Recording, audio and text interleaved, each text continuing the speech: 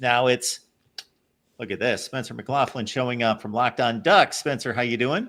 I'm doing great. I love that you're rolling through the lineup of Locked On hosts we got at the network. That shows good judgment, Mark. There's a good judgment by me and a few good hosts over there. No question about that. You're on the A list. I don't think there's any question about that. I try to be. You got two of those shows over there. I do. I was just working on both of them before I hopped on here. Actually, just all shows, all content, all the time. Who says there's nothing to talk about for college football in April, Mark? Not me. Not me.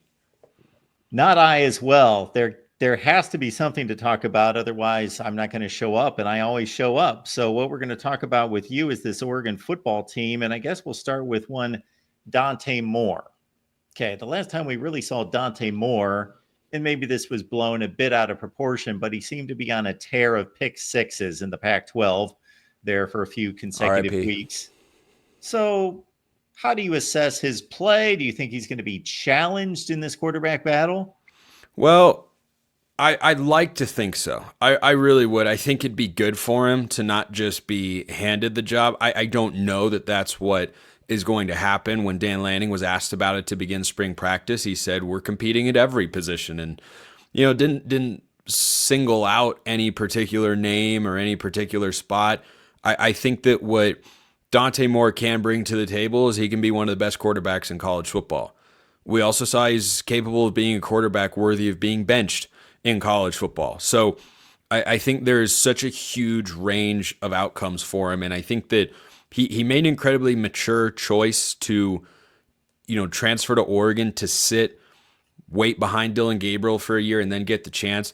That's part of the reason I fully expect him to win the job over Austin Novosad. And again, I'd like for there to be an actual battle because Austin Novosad is not some slouch. He's a guy going into his third year, and he's got an extra year of watching a veteran quarterback with Will Stein as the offensive coordinator in control. So I think there's certainly a chance. I don't know that I would put it over 10%.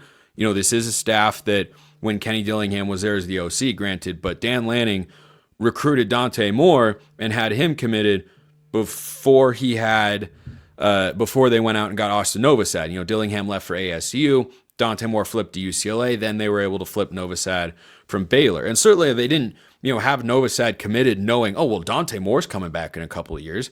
Like, this is a guy they recruited fully thinking 4-star recruit, top 10 quarterback in the class, if I remember correctly. This is a guy they recruited thinking he could be a starting quarterback one day. He has those sorts of traits. He's got a good arm. He's incredibly accurate from, the limited action we have seen. So I think he can be pushed I think Dante Moore can be pushed by Austin Novosad. I do think the ceiling on Dante Moore is higher. And, the coaches have already kind of told you with their career trajectories, they wanted more than they wanted Novosad. So I'm inclined to think it'll be Dante Moore who wins the starting job, but I hope there's an honest to goodness quarterback battle.